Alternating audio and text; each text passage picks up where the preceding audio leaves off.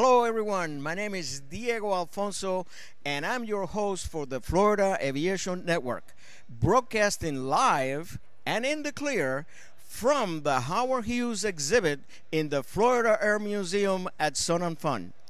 If you just join us, please be aware that this year, 2013, marks the 39th consecutive Fly-In Expo and Air Show all roll into one, and considered to be the #2 event of its kind in the world.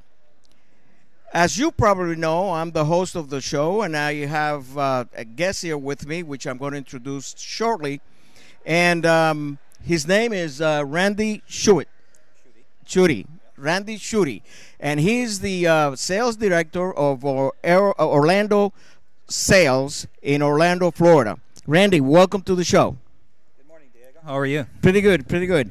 Randy, why don't you just go ahead and give us a little background on the company that you represent, Air Orlando Aircraft, and tell us what your plans are and everything that you can tell us about it. All right. Air Orlando Sales is a Cessna authorized sales representative, and as such, we're an affiliate of Cessna. So that gives us the opportunity to sell the brand new Cessna piston product, the propeller piston product. So our territory basically is the state of Florida. So we go far and wide. And get into the different aircraft in a little bit, but it's been around since the restart back in 1997 when Cessna came back into production. So we have a full sales staff. We've got 5 salespeople covering the state of Florida. We've got full maintenance facility. We're Cessna single, multi-engine shop, service centers for other manufacturers as well. So we do it all there. Cool. Can you tell us what are the plans right now, as far as you know, for Cessna with new aircraft coming in into the market? Well, Cessna over the past couple of years has been trying to reinvent itself. As you know, several years ago they went from about 18,000 employees down to probably around 7,000. So there's been quite a transition period.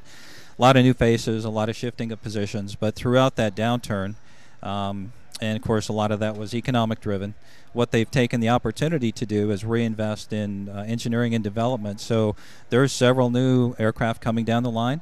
Probably some of them that are 2 or 3 years away, but case in point, today we have 3 brand new aircraft sitting out on the flight line at the Cessna exhibit here at Sun and Fun. So, okay, and what different models are there coming out with, or new models that they're working on right now? Well, let's start with the reintroduction. It used to be the old Columbia 400 that went into bankruptcy, so Cessna bought that out of the bankrupt court back in 2007. So that's they've done a makeover on the aircraft. It's still pretty much the same airframe. They've made a few modifications and tweaks to it. But the big thing for 2013 is it now has the G2000, which is the touchscreen technology avionics in there, and that's a drastic change. That's one of the first general aviation single-engine piston aircraft, anyway, to have the G2000 product in there. So we're looking at certification hopefully mid-year or slightly before that. So that'll be a big rollout. That'll really be a reintroduction of the it's what's now called the TTX. Okay. The other aircraft that we have here is really exciting. It's the new turbo diesel Skylane. So gone is the traditional turbo Skylane, and replacing it is a turbo diesel aircraft. The engine is a French engine from SMA, purposely built for the general aviation market. So it's out goes the 6-cylinder engine, and in goes a 4-cylinder, roughly 230 horsepower. It's really like 227, so it's very similar in horsepower. But the engine turns at a lower RPM, couple hundred RPM less than the traditional Lycoming engines. So at 2,200 RPM, the noise signature is much less. The fuel burn has gone from typically 17 gallons an hour, 15 gallons an hour in the Turbo 182, down to just a little bit under 11 gallons an hour. Wow. So it's a very economical. The other nice thing is that it's coming out with a 2,400 hour TBO, roughly 400 hours over the standard TBO, the Lycoming. And as time goes on, they're going to try to bump that up to 2,800, and they're just try to get that up as high as they can. So what that does is overall it lowers the operating cost. Okay. So, now, when you say diesel, Are you referring to jet fuel or diesel? Really referring to Jet A. Okay, yeah, okay, Jet A. okay. There's No, the reason why, because we have all kinds Right. of people watching, and that kind of Right. clarifies the field a little bit. So, and you said you had 3 aircraft. Yep. The other one is the new Caravan EX, which is up the horsepower from the standard 675 to a little over 870 horsepower. So for those float operators and the short field operators, I mean, that's a drastic improvement over the 675 horsepower. So all of those aircraft are on display today at the Cessna exhibit here at Sun and Fun. I'll tell you, that Caravan, I'm so impressed with that airplane because I happened to be in Nigeria, in Africa, Right. back in 2005, and I was doing some instructing over there, Right. a group of instructors for the Nigerian College of Aeronautical Technologies, and we're in the middle of nowhere. Mhm. We're like, like a couple hundred miles from the Sahara Desert, and we're a small airport, but it's also like a seaplane, but it's a river. Right. And I saw a Caravan carrying stuff outside Yeah. on the pontoons. Right. That I just couldn't believe that thing aerodynamically, it reminded me of the bumblebee. It Right. looked just like a bumblebee. It shouldn't go fly, and then it just took off and unbelievable performance on the airplane. And I think they use them too for carrying people. Just carrying. They do. Cessna Caravan is a very popular commuter aircraft in not only developing worlds, but I mean even here in the United States for charter operations. And of course, FedEx still uses a number of Caravans for freight. So it's just a great all-around aircraft. Now, I had an experience the other day. As you know, I'm a pilot examiner, Mhm. and but I went into the FAA a few years ago, and when I went in, although I was a DPE at the time, the light sport market was really not what it is today. Right. So when I left, I asked for my designation back. I Mhm. retired, and to continue doing check rides. And I got a call just about a couple of weeks ago to do a check ride, Mhm. my first sport pilot. And they were going to use a Skycatcher, the 162. Yes, sir. They call them. And so I called the school, and I know the owner, and I said, listen, I need to schedule some time and fly that airplane with Mhm. an instructor. And, Right. and he goes, well, you're single and you're rated. I said, yeah, but that doesn't mean anything. I never flown the airplane. And I make Right. a long story short, I don't like to fly an airplane that I don't Right. have somebody there that knows the airplane. And I was really impressed with that little thing because it brought a lot of memories because Mhm.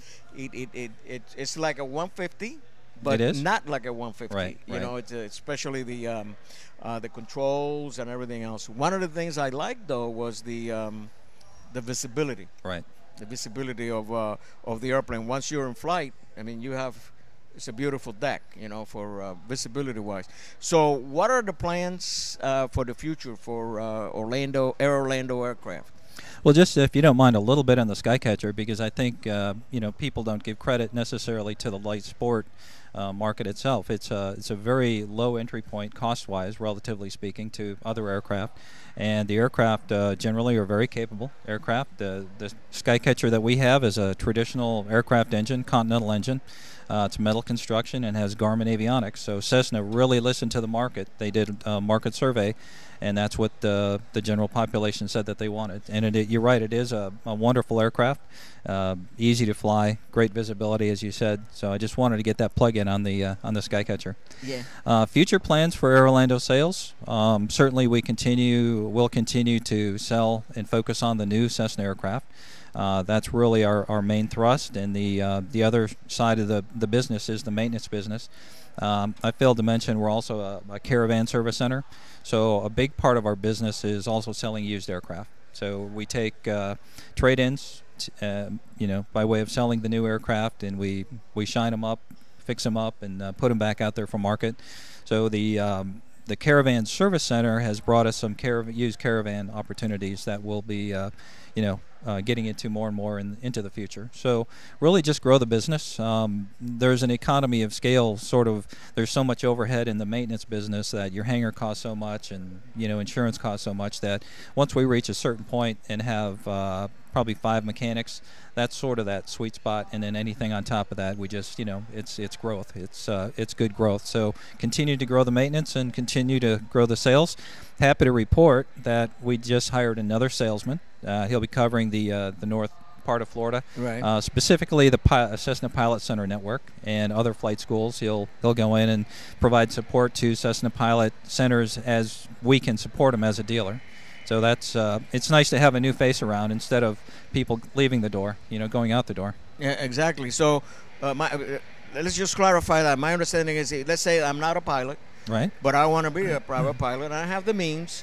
And let's say that I want to buy a Skycatcher. Right. How do you go forward in that situation as far as me, the consumer, trying to get the airplane and the training for the airplane? Well, if you wanted to buy a Skycatcher, but you weren't a pilot and you wanted to learn, did I understand your question correctly? Yep. Okay. Very simply, Cessna has incentive programs for buying Cessna products. So teaming up with a local Cessna Pilot Center would be a natural thing to do. The Cessna Pilot Center network has standardized curriculum for private, instrument, and soon-to-be commercial.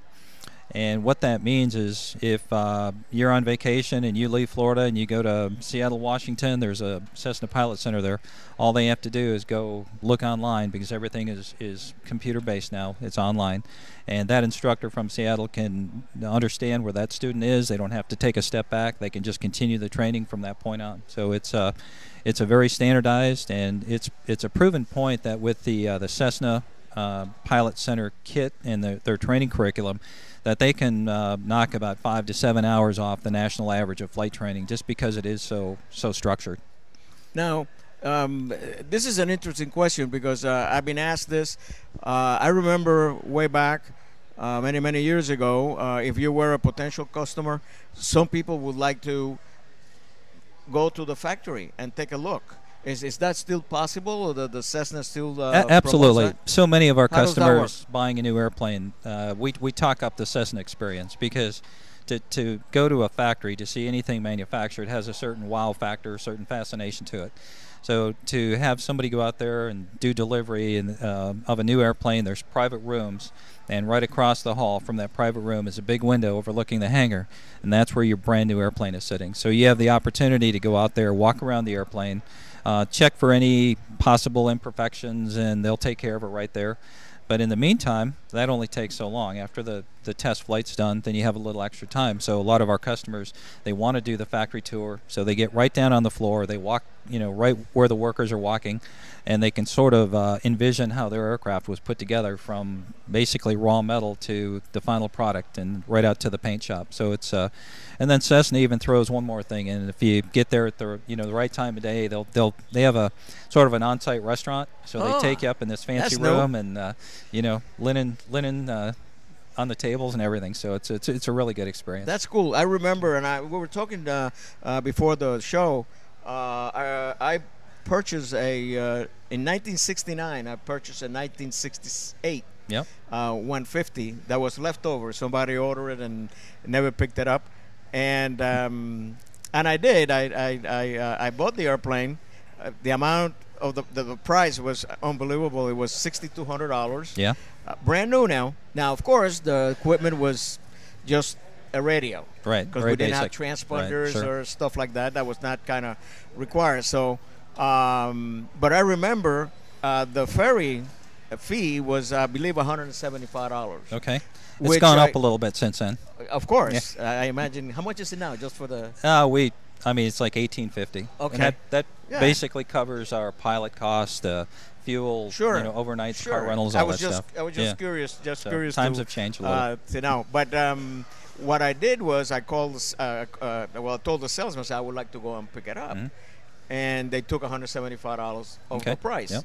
And I flew over there, and that's what they did. They gave me a tour of the whole plant, and they told me to fly the airplane first. before making the decision to go, which I did. Right. I flew the airplane, then I came back, and is everything okay? The plane was no problem. So, and I went from there to all the way to Jersey. Wow. Which is what I did. It's a long way in a 152. Oh yeah. Yeah. Took a while. Took a while. The good thing was generally eastward. Yes. So the winds were kind of cooperating. You know, if you're going the other way, it's Yeah. probably a little bit harder. Well, now we know that you are the director of the sales department at Air Orlando Aircraft. Mm-hmm. Why don't you tell us a little bit about your background? In other words, as a pilot, when was the first time that you decided to be a pilot? Let me take you back there. Go ahead, tell me. That is taking me back quite a ways. But I was not in the military, so it's just going out to airports. And, you walk down the street and you look up and you see an airplane and you always say, wonder what that would be like to do. And one day it got the better of me, and I went out to a local airport. And I took an introductory ride, and I liked it.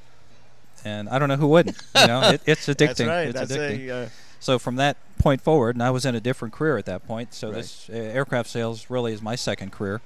But back then, it took me about a year because I traveled so much with my regular job. But I just I would keep going back. I didn't want to quit. So it's just a fascination that I think everybody should experience. Everybody should have an introductory flight and then leave it up to that.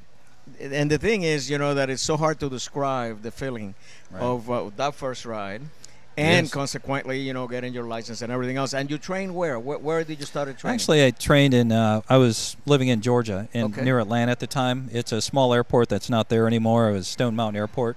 Stone Mountain Airport, just a little bit north of Atlanta.